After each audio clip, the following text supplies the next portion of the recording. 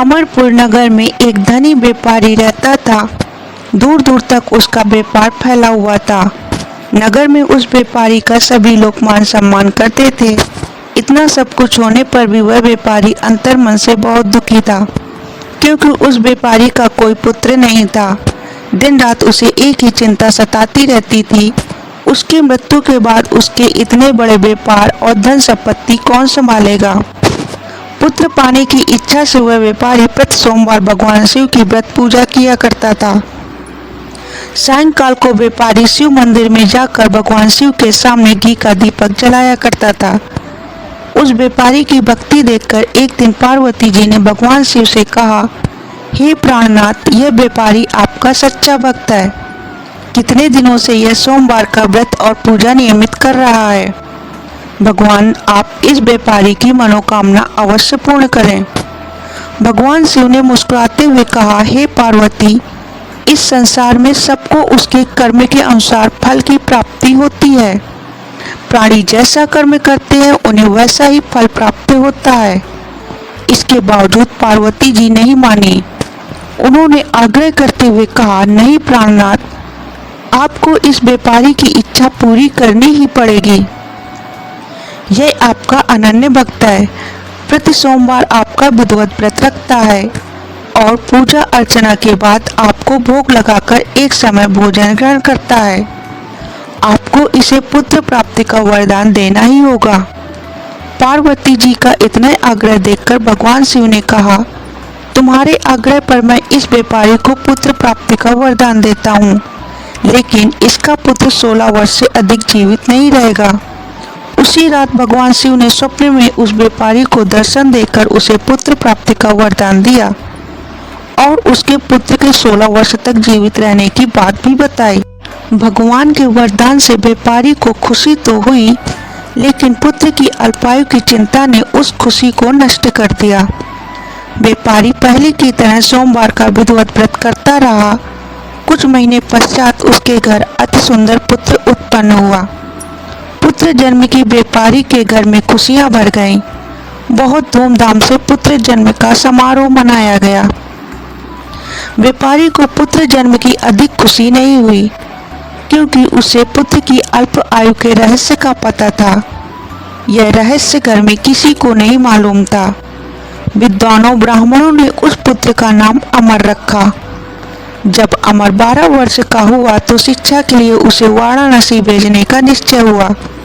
व्यापारी ने अमर के मामा दीपचंद को बुलाया और कहा कि अमर को शिक्षा प्राप्त करने के लिए वाराणसी छोड़ाओ। अमर अपने मामा के साथ शिक्षा प्राप्त करने के लिए चल दिया। रास्ते में जहाँ भी अमर और दीपचंद रात्रि में विश्राम करने के लिए ठहरते, वहीं यज्ञ करते और ब्राह्मणों को भोजन भी कराते। लंबी यात्रा के बाद अमर और दीपचंद एक नगर में पहुंचे। उस नगर के राजा की कन्या के विवाह की खुशी में पूरे नगर को सजाया गया था।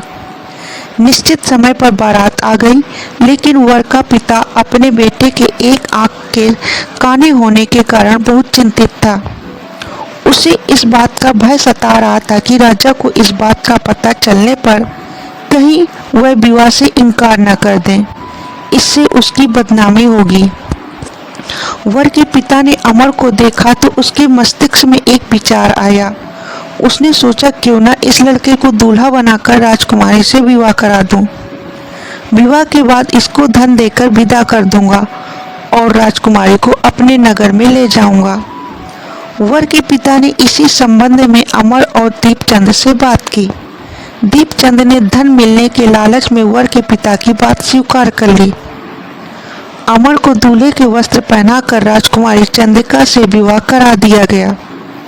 राजा ने बहुत सा धन देकर राजकुमारी को विदा किया। अमर जब लौट रहा था तो सच नहीं छिपा सका और उसने राजकुमारी की ओढ़नी पर लिख दिया, राजकुमारी चंद्रिका, तुम्हारा विवाह तो मुझसे हुआ है और मैं तो वाराणसी में शिक्षा प्राप्त करने जा रहा हूँ। आप जिसकी पत्नी बनेगी वह कान्हा है। जब राजकुमारी ने अपनी ओढ़नी पर लिखा हुआ पढ़ा तो उसने काने लड़के के साथ जाने से इनकार कर दिया। राजा ने सब बातें जानकर राजकुमारी को महल में रख लिया। उधर अमर अपने मामा दीपचंद के साथ वाराणसी पहुंच गया। अमर ने गुरुकुल में पढ़ना शुरू कर दिया। जब अमर की आयु 16 वर्ष पूरी हुई तो उसने एक यज्ञ किया। यज्ञ की समाप्ति पर ब्राह्मणों को भोजन कराया और खूब अन्य वस्त्र दान किए। रात को अमर अपने शयन कक्ष में सो गया। शिव के वरदान के अनुसार शयनावस्था में ही अमर के प्राण पखेरु उड़ गए। सूर्योदय पर मामा अमर को मृत देखकर रोने पीटने लगा। आसपास के लोग भी एकत्र होकर दुख प्रकट करने लगे। मामा के रोने बिलाप करने के स्वर समीप से गुजरते हुए भगवान शिव और माता पार्वती ने भी सुने। पार्वती जी ने भगवान से कहा, प्राणनाथ, मुझसे इसके रोने के स्वर सहन नहीं हो पा रहे हैं, आप इस व्यक्ति के कष्ट को दूर करें। भगवान शिव ने पार्वती जी के साथ अदृश्य रूप में समीप जाकर अमर को देखा तो पार्वती जी से बोले, पार्वती, ये तो उसी व्यापारी का पुत्र है, मैंने इसे 16 वर्ष की आयु का वरदान दिया था, इसकी आयु तो पूरी हो गई। पार्वती जी ने फिर भगवान शिव से निवेदन किया, हे प्राणनाथ, आप इस लड़के को जीवित करें, नहीं तो इसके माता पिता पुत्र की मृत्यु के कारण रो रो कर अपने प्राणों को त्याग कर देंगे। इस लड़के का पिता तो आपका परम भक्त है, वर्षों से सोमवार का व्रत करते हुए आपको भोग लगा रहा है। पार्वती जी के आग्रह करने पर भगवान शिव ने उस लड़के को जीवित होने का वरदान दिया और कुछ ही पल में वह जीवित होकर उठ बैठा। शिक्षा समाप्त करके अमर मामा के साथ अपने नगर की ओर चल दिया। दोनों चलते हुए उसी नगर में पहुंचे जहां अमर का विवाह हुआ था। उस नगर में भी अमर ने यज्ञ का आयोजन किया। समीप से गुजरते हुए नगर के राजा ने यज्ञ का आयोजन देखा। राजा ने अमर को तुरंत पहचान लिया। यज्ञ समाप्त होने पर राजा अमर और उसके मामा को महल में ले गया और कुछ दिन उन्हें महल में रखकर बहुत सा धन वस्त्र देकर राजकुमारी के साथ विदा किया। रास्ते में सुरक्षा के लिए राजा ने बहुत से सैनिकों को भी साथ भेजा। दीपचंद ने नगर में पहुंचते ही एक दूत को घर भेजकर अपने आगमन की सूचना भेजी। अपने बेटे अमर के जीवित वापस लौटने की सूचना से व्यापारी बहुत प्रसन्न हुआ।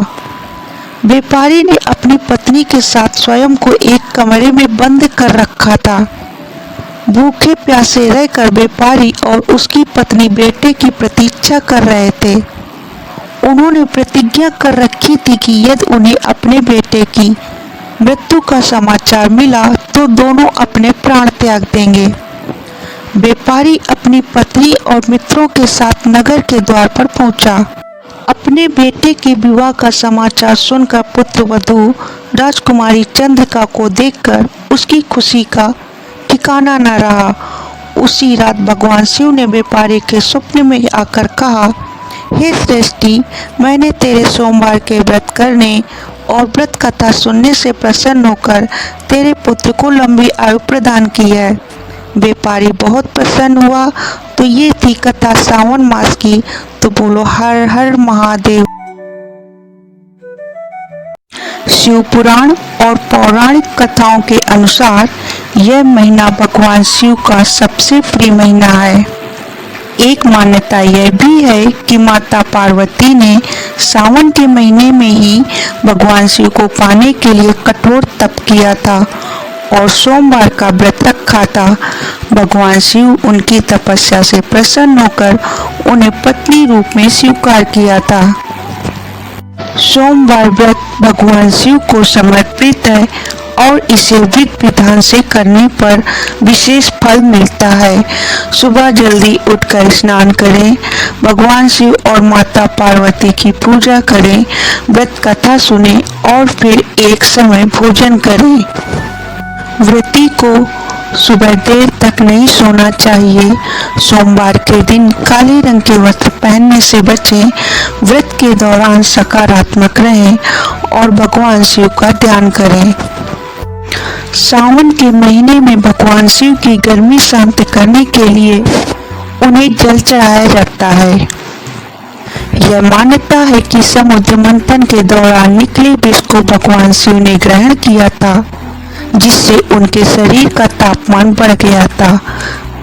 इस विष की गर्मी को शांत करने के लिए देवताओं ने उन पर जल चढ़ाया और सावन का महीना भगवान शिव को प्रसन्न करने और उनकी गर्मी को शांत करने का समय बन गया। पौराणिक कथाओं के अनुसार समुद्र मंथन के दौरान जब भयंकर विष निकला तो भगवान शिव ने उसे ग्रहण कर लिया ताकि संसार को बचाया जा सके। विष के प्रभाव से भगवान शिव के शरीर का तापमान बहुत बढ़ गया और सभी देवी देवताओं ने मिलकर उन पर जल चढ़ाना शुरू कर दिया। इस घटना के बाद से ही सावन के महीने में भगवान शिव को जल चढ़ाने की परंपरा शुरू हुई।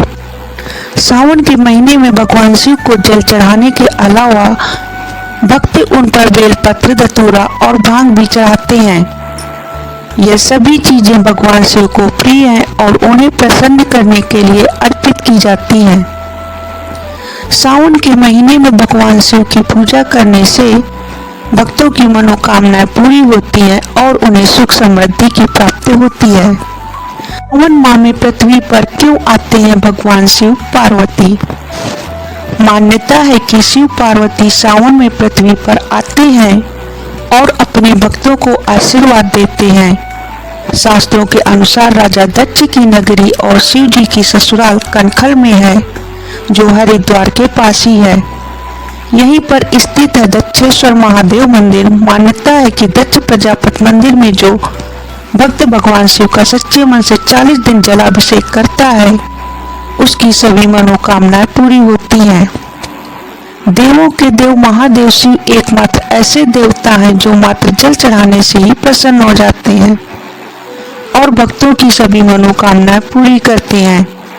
पौराणिक कथा के अनुसार शिव के ससुर राजा दक्ष ने एक बार विशाल यज्ञ का आयोजन किया।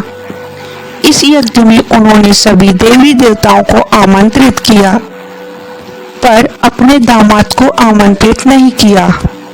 दक्ष के यज्ञ में जब आकाश मार्ग से सभी देवताओं को जाते हुए शिव की अर्धांगिनी और राजा दक्ष की पुत्री सती ने देखा तो उन्हें यह मालूम हुआ कि उनके पिता ने कोई यज्ञ का आयोजन किया है और सभी देवी देवता उसमें शामिल होने के लिए जा रहे हैं।